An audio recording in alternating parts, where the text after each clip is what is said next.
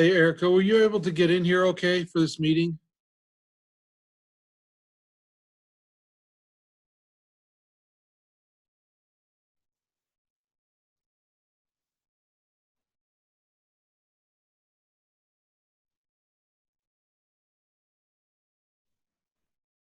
Erica, were you able to get in here okay for this meeting? Because I think you had originally accidentally set up for 9 PM instead of 9 AM.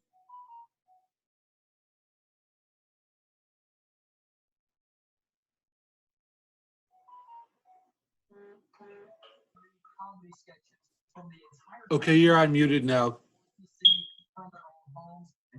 Good morning. Hi, were you able to set up okay for this meeting? Because I had accidentally set up, I didn't realize for 9 PM, I just switched it over. Yeah, I didn't have a problem. Okay, all right, thank you. I'm gonna switch it to mute for a minute. I'll be back in a Okay. couple minutes, okay? Mhm.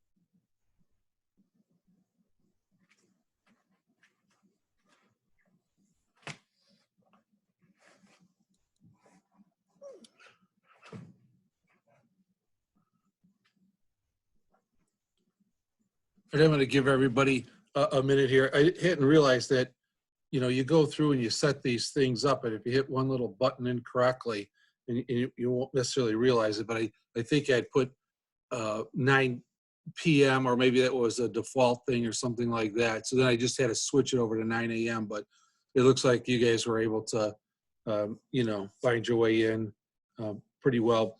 I was looking at the calendar here, and I think the last time that we met in person was Friday, March 9th, so sometime in that week. So it's been really quite a while. There's been some pretty substantial changes.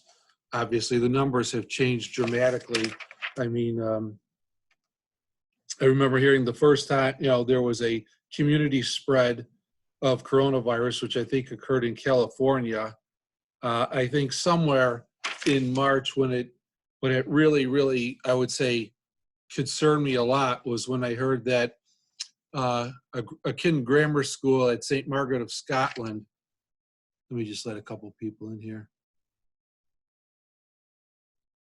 When I heard that a kid in grammar school at St. Margaret of Scotland had picked it up, then it just seemed like, there was no easy explanation for that. So I think it was pretty obvious then that it could go anywhere and everywhere, and our response was not as rapid as it really could have been or should have been.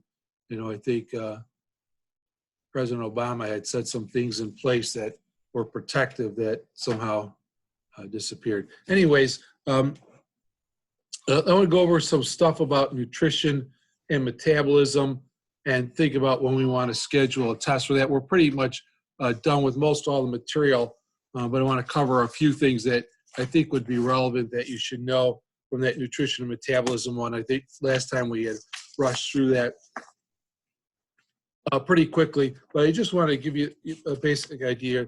There's 3 out of 4 of the types of organic molecules you hear about all the time with diet and exercise types of things. So carbohydrates, which are not the enemies, in spite of what you hear, proteins and lipids. Lipids or fats are also not the enemies. That's been the traditional approach for a long time was, if you wanted to lose weight, it was diet and exercise, and the diet was get as much fat out of your diet as possible, which it still should be limited.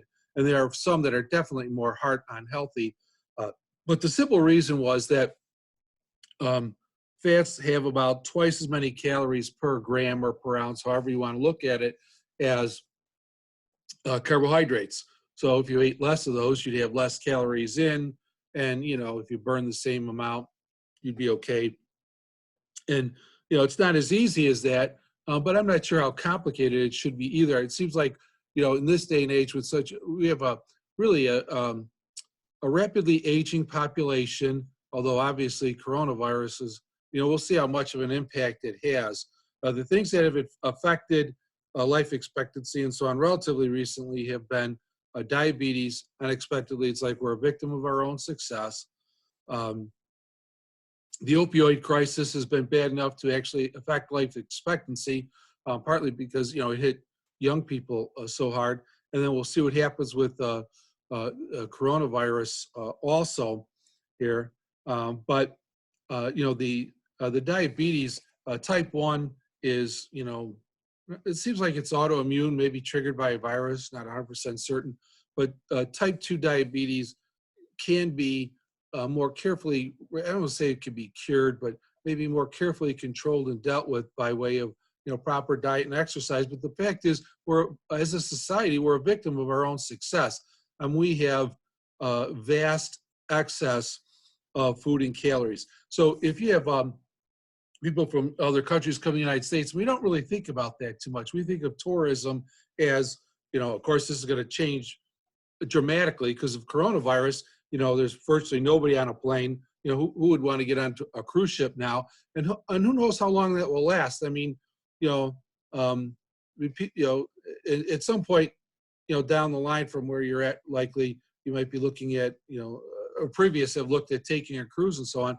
But everybody who's of age today is going to remember this, and it's going to be in the back of their mind. They're going to think about whether they want to be on a cruise ship, directly related to coronavirus, and hearing about cruise ships just out there circling, looking for a place that they could, go into port and, disembark all their passengers. But anyways, we are a victim of our own success. So the reason for that, in a nutshell, is that the United States government has subsidized farming, has subsidized corn production. Of course, United States government means us, our taxpayer dollars, our money. And so the production of corn is greatly subsidized. It's extremely inexpensive. So your high fructose corn syrup, which we talked about last time, you get a chance, check in your kitchen and check for most of the stuff that you have in there, and it probably has high fructose corn syrup in there. Just as a simple example, unless you've gone out of your way, you probably have not tasted pop the way that Coke, Pepsi, and that type of stuff was originally made and the way it originally tasted, because that used cane sugar. And now it uses mostly your fructose type of sugars. And so you could get the original ones, but unless you had traveled to like Mexico, in Mexico, cane sugar was still cheap enough that it was made the original way. But again, had we made it too complicated? Because if you think back to, let's say, the 1960s and the 70s, in the 80s is when things started to go bad for whatever reason, where Americans really started to put on a lot of weight and the rate of diabetes went up. It used to be called the juvenile onset diabetes was your type 1. Adult onset was like your type 2, because you typically, and it worked categorically pretty well, you were diagnosed as a type 1 diabetic, 18 years of age or younger. And usually there's this decades long, sort of window where nobody would be diagnosed as diabetic. And then 40 and above was adult onset or type 2 diabetes. And then starting probably in the 80s, doctors started, well, what is going on here? This person's presenting, we're not sure what's going on. They're in their, their early 40s or in their 30s, their 20s or whatever, and they're showing up, and they finally figured out some of these patients were showing up, they were actually type 2 diabetic, which was unheard of. So it's kind of a combination of, obesity, poor diet, and lack of exercise, things like that. It's more complicated than that. And again, I'm not saying that diet and exercise will cure a type 2 diabetic patient, but it can help regulate things, and control is very important there. Right? But today there's so much emphasis on diet and exercise, and especially the diet stuff. There's all sorts of stuff on TV. There's all these books, all this complicated stuff. And in the 70s, 60s, 50s, 40s, 30s, 20s, going all the way back, there wasn't that level really of concern with it. It just worked well, and so why is that? What happened here? And part of it is simply, again, food subsidized by the government just became so incredibly cheap. I know it doesn't sound like that, because you just get used to the atmosphere, the climate that you live in. But the average American household spends, again, this is pre-coronavirus, this is going to change dramatically now, because we see how long some of those food lines are, people who need groceries and help with food. But basically, the percent of the typical American household budget spent on food was dramatically, and I mean significantly, lower than the percent of the household budget spent on food in other countries of the world. So when we go back to the tourism thing, a lot more tourists come to the United States than you might imagine.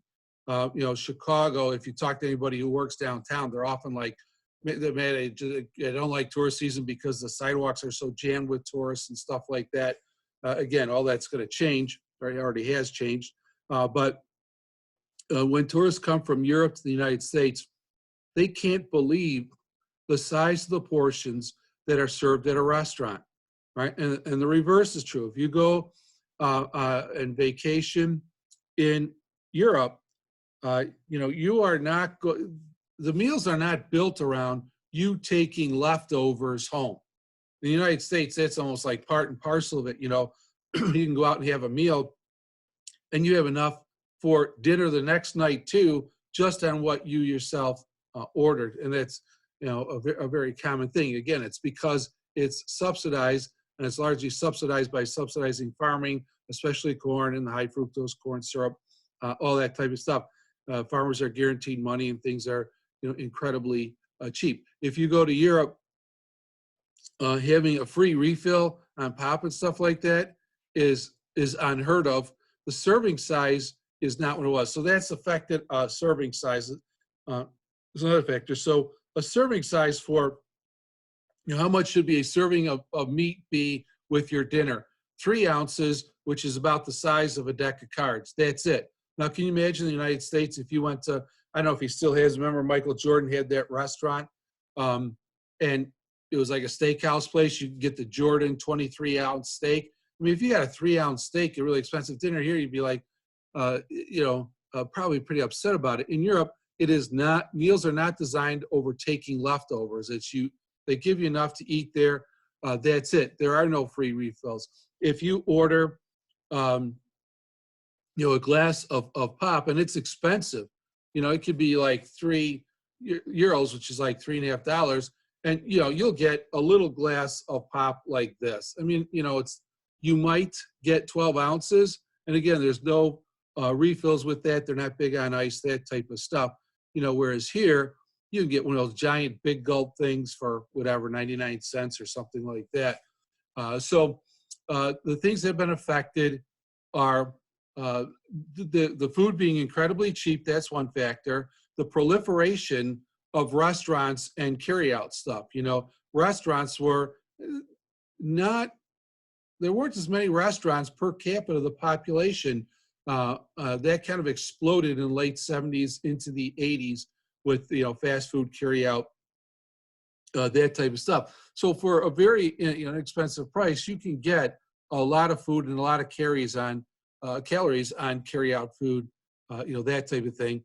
That's another factor. So the food being subsidized and cheap, the proliferation of restaurants, and especially your fast food carry out, easy in, easy out. You know, restaurants like, you know, McDonald's, so that I don't want to pick on them, but they're set up so that, you know, the interior is not, so that the interior is not that comfortable. You know, so you're in there for, you know, you stay for 20 minutes, you know, fast in, fast out, that type of thing. Okay. And the other thing is, as I alluded to there earlier, is we have a distorted notion of what a real serving size is, you know, and we take second servings and that type of thing. So just, you know, if you look at the size of, you know, a cupcake or a muffin type of things, you know, historically they were like about a little bit like this big. Now, of course, these giant muffins. And so we have a distorted sense of serving size. So those are really factors for, you know, obesity and for, you know, our nutrition. So the society overall is becoming, you know, an aging population, but also increasingly obese, and it affects the healthcare system. You know, it affects workers and their backs, how we move patients, those big boy chairs and big boy beds to try to move people around, that type of thing. So it's not a small consideration at all in the healthcare system. All right, so let me just give you an idea about how some of these things look like a little bit on the molecular level, because you can see it, you should see it at least once here. And so these have some other, I'm not going to put them all on here, but just a little drawing here.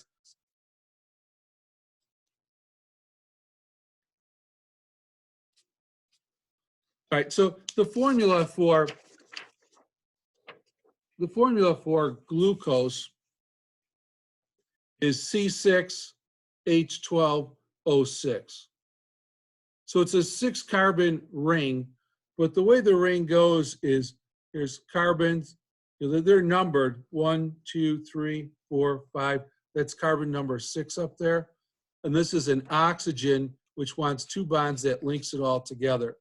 All right, so I just put the backbone on there. I didn't put in like all the oxygens, all the other hydrogens. Basically, the way they'll go is this. I'll just give you an example. They're all going to be like this.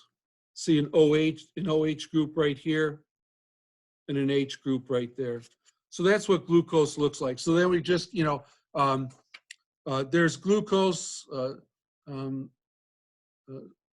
There's a number of like simple sugars, and then they start binding, joining together, like sucrose is two sugars together, that type of thing.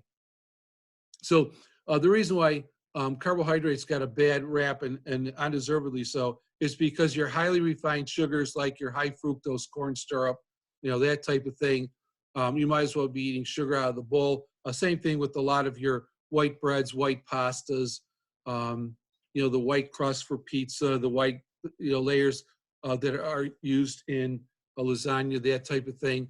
It's pretty much like eating sugar. It's highly, highly refined, high calorie, that type of thing. So your glucose level goes up, it goes down, and then you're hungry again quite soon. But there's nothing wrong with complex carbohydrates from fresh fruits and vegetables. Even those have gotten a little bit of a bad rap, which is, pretty, pretty much overdone.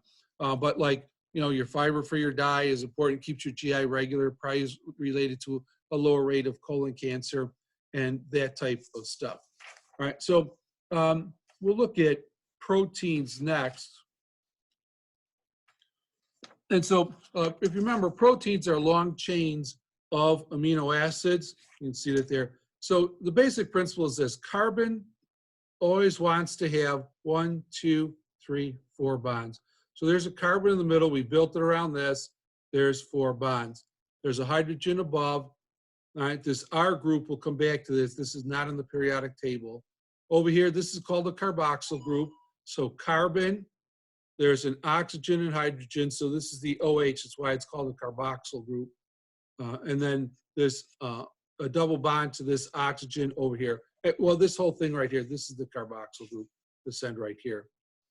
There's nitrogen. So we talk about positive and negative nitrogen balance, or nitrogen being in balance. It's related to this. All right, and this is important. I'm kind of laying the groundwork for when we do the kidneys. In the kidneys, we're trying to get rid of nitrogenous wastes. Nitrogenous wastes come from here, the metabolism of proteins. Proteins, of course, are muscle tissue. Think of your actin and myosin filaments from sliding filament theory, that type of stuff. So nitrogen wants to have 1, 2, 3 bonds. So there's the nitrogen group over here. The R is just the rest of the molecule. So R is not something from the periodic table. So every amino acid has all of this structure here. The part that varies is right down here. There's 20 different things that could be here, different atoms, molecules, different groups, not really molecules, but different, they're called groups here, kind of, similar to what you're seeing here, that make these different. So every amino acid has its own name. There's 20 basic amino acids, and it's about a 50-50 split. I think it's 9/11, one way or the other, but about 9 of them, our body could make enough of them from other, parts, and about, half of them, we have to have them in our diet because we can't make them, or we can't make them in a sufficient quantity for the cell to work. So there's a basic idea in like cell division and growth, healing, nutrition, that type of stuff, and it's this: you have to have all the amino acids present, and present in sufficient quantity in the cell for proper growth, repair, healing. If you're working out, you want more muscle tissue, because picture if you're building a house and you're using all these different fasteners and nails and screws and joist hangers and wood and stuff like that. If you run out of any one of those things, you can't build it. So if you run out of nails, or you run out of screws, you run out of joist hangers, if you run out of 2x4s, 2x6, 2x10, 2x12, whatever, you can't go any further, right? Same thing here. You have to have all these, because these amino acids are built. They're going like boxcars are like beads on a string. So if you don't have the next one to put in that place, you have stopped building it. So you have to have that. So that's a concern. Remember, we talked about nutritional status especially for the elderly, and serum albumin levels and things like that.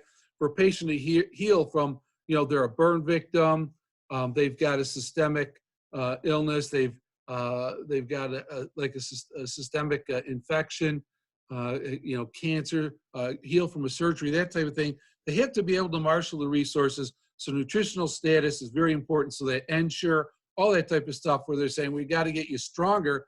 Really what they're talking about, your nutritional status has to be proper, or healing is not going to occur properly.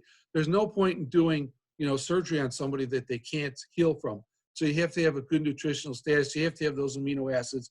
And the other place where it has some relevance to, in terms of diet, is often you'll see individuals, they just decide, you see this often in the teen years, they're going to, they finally kind of figure out, geez, where does meat really come from?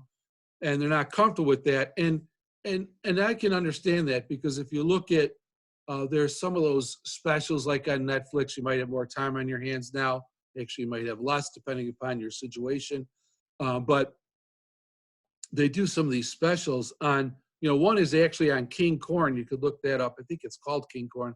Another one, I can't remember the name of it right off the top of my head, but it has to do with the way that cattle are handled. And there's often these giant pens filled with thousands of cattle that are just big mud pits, and they're not really treated right. And I understand that is not correct. It's not humane. They do things in a proper manner.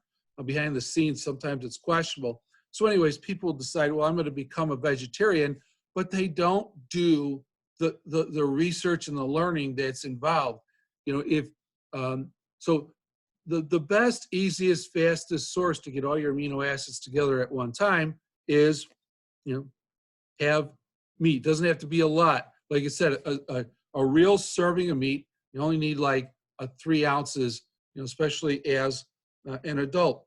So with vegetarians, there's a reason why like beans and rice tended to be always served together, because it gives you a fuller complement of the amino acids.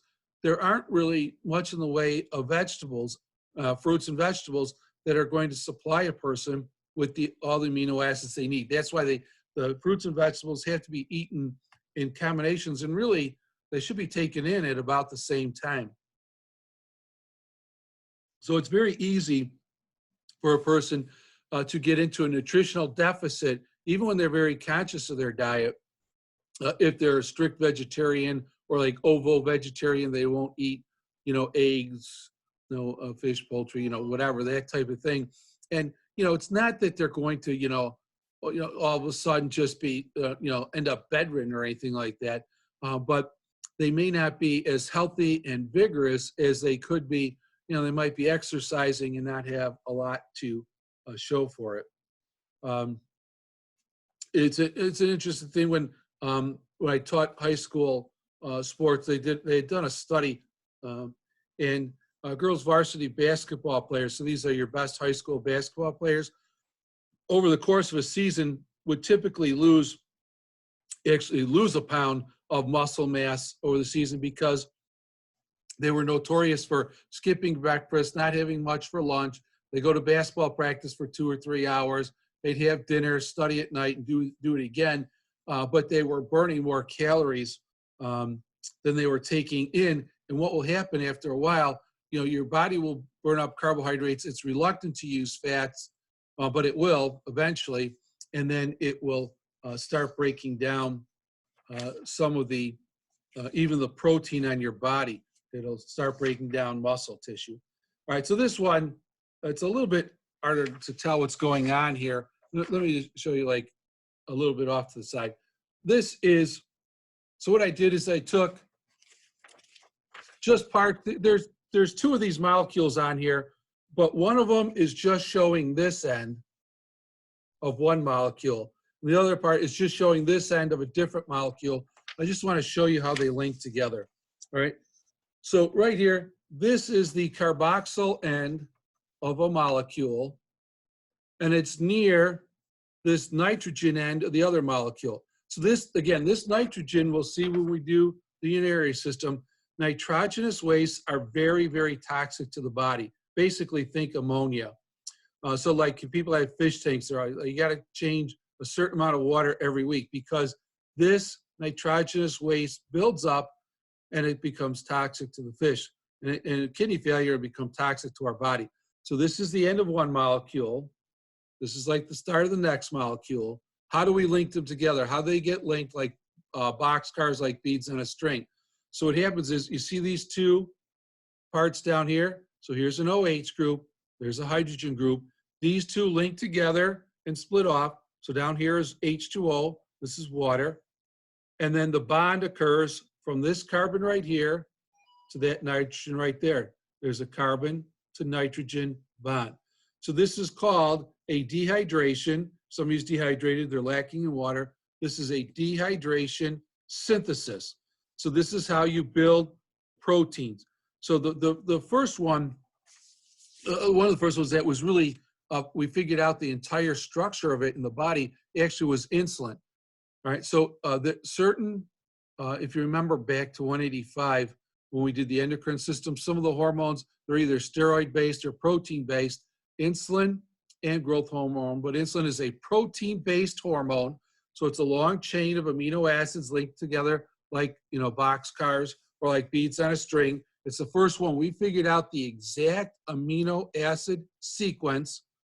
Insulin is actually made in a pre-insulin state, and then two parts are like cut off, and then you have the mature, if you will, insulin molecule. But anyways, when they're building it, you just keep linking them together like this. So I think you can see now, like if this one right here, if this particular one with whatever R group, that amino acid is not present, this one doesn't happen, and therefore nothing down the line happens at all. All right, so then by the way, this is a reversible reaction. You can go the opposite direction. So if you're breaking down proteins in the body, your nitrogen is out of balance. You're let's say, a burn victim or whatever, stress, things like that. You add water to it, but it requires an enzyme also. Just, it's not like water and meat will just start breaking down readily because the hill's too high. So then it goes in this opposite direction here. I guess I'm running out of time already. I didn't expect that. All right, so this one I want to show you too, but you can't get simpler than this. Put this in there. Okay, so 1, 2, 3 carbons. This is a triglyceride. Over here are a bunch more carbons. So I just went ... They're different sizes and lengths. This triglyceride background here, very, very compact. So if there's a bunch of carbons here and they all have one single bond between them, they're called saturated fats. Saturated fats are a solid at room temperature, and you often don't see them in meals, but you get that take home, you bring it home, you throw it in the fridge, you look at it the next day, and let's say you ordered, I don't know, a steak or a pot roast or whatever, it's like things like that. Maybe there's gravy, and then, roast beef, and you see a bunch of flecks of solid white there, right? Those are saturated fats. They're very heart unhealthy. So those fats from animals tend to be saturated and they're heart unhealthy. So your trans fats, remember we said or your polysaturated, and your trans fats, polyunsaturated trans fats, that type of thing, they tend to be very heart unhealthy for you. The ones that are unsaturated, polyunsaturated, are actually a little bit better. So those are more like your vegetable oils. But if they solidify at room temperature, those fats are more heart unhealthy. So the problem, the reason why they're in so much of restaurant food is because the restaurant people, they know fats carry flavor. I worked in an Italian restaurant years ago. We had these giant buckets of gravy and roast beef sandwiches and that type of thing. And you come back the next day, there'd be a half-inch thick layer of fat there that had solidified, separated and solidified. And we were tempted to, break it up and just throw it out. But the owners would have a fit because they knew the fat carries flavor. So if you want to know the key, why do so many foods taste so much better when you're out at a restaurant, whether it's, it's a fish or steak or, whatever it might be, you get one of those sauces on pasta, not the red sauces, but those white sauces. Why are those so good? Because basically there's fat in there. They use a large amount of like lard and butter, a lot of butter on even steak and fish. Those white sauces are largely butter and very high in calorie. All right, so let me just a couple things here. Again, in this chapter on 1092, I know I pointed out some things before, but vitamins and minerals are not direct sources of nutrition. So what's the point of that type of stuff? Like minerals, strong bones, teeth, iron in blood, and that type of stuff. And vitamins are like cofactors. Vitamins are often there to like assist metabolic functions, reactions in the body, right? So a formula, if you want to put this down or have this somewhere, the metabolism in our bodies is equal to anabolism plus catabolism. So metabolism is the overall chemistry of the body or the cell. People say, I've got a high metabolic rate, low metabolic rate. A lot of truth in that. Our metabolism probably decreases about 0.5% per year, starting at the age of about 20. Right? So if you're 27, doesn't really matter. You're 57, it matters because your metabolism is down, but your food intake is the same or it's even gotten larger. But anyways, metabolism is equal to catabolism plus anabolism. So anabolic steroids, again, nobody takes anabolic steroids to get smaller, weaker. So anabolism is building things up, synthesizing them.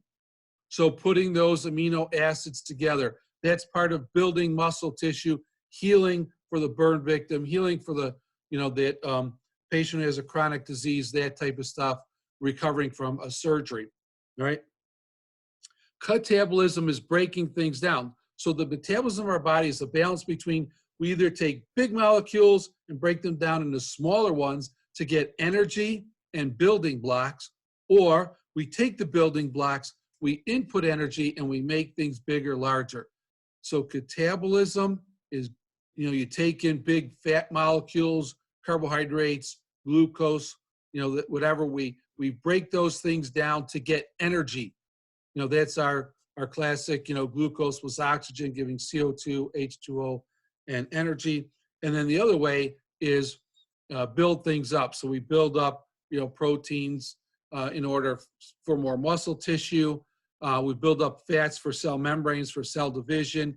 The fourth part, so we have proteins, carbohydrates, lipids. The fourth part of organic molecules are the nucleic acids. So that's your RNA, DNA type of thing. But in terms of nutrition, they're not really significant. You're getting your nutrients from proteins, carbohydrates, lipids. About the only other place you could really get nutrition from is alcohol, but of course you don't really want to be getting much in the way of nutrition from alcohol. I could just show you that molecule briefly. It also has an OH to it. So the only alcohol that's fit for human consumption is this one right here. So it's a 2-carbon backbone. All right, so there's 3 carbons here.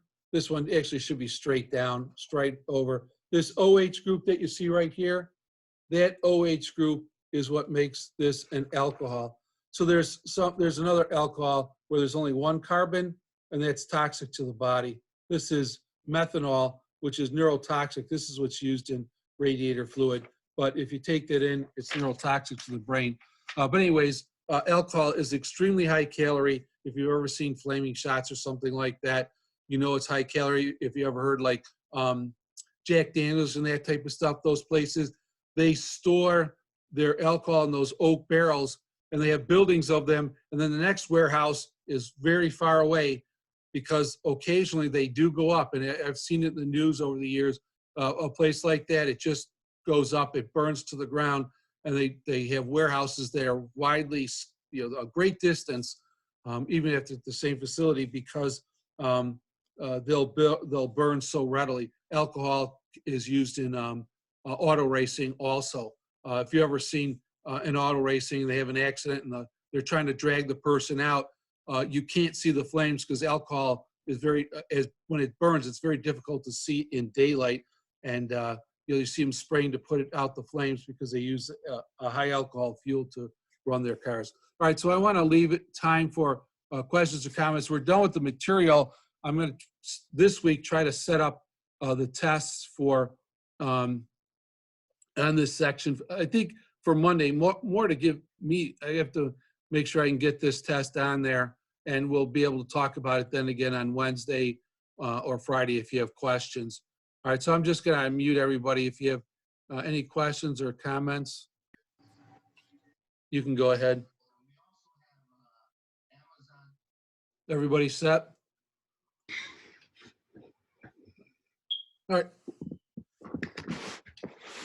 All right, well, we'll meet on Wednesday again. I'm still working on lab stuff. I'm having a lot of trouble with that, obviously, but, you know, we're not going to, I don't see any way to do a fetal pig dissection course, and that's a mainstay of the course. That's why I'm not as concerned with getting through the lab models. Well, I try to figure that out because, you know, we'll have to figure out something, at least with the model part, but the fetal pig, I just don't know what to do. I think I might be able to find some videos just to have you kind of think it's done and look at some of the actual tissues, but we'll see what we can do with that. All right, so any questions or comments? Otherwise, we'll see you on Wednesday. This is going to cut out in a minute here. Let me take a picture before you guys go. Did some people cut out already? I think, yeah, somebody else did.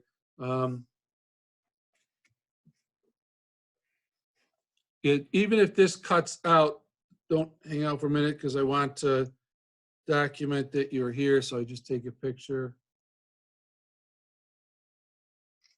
Okay, I got it. Just remind me on Wednesday because there was somebody else on here. Now I can't remember who it was. All right, so we'll see you on Wednesday. You know, take care of yourselves, take care of your family. We'll see you on Wednesday. All right, bye.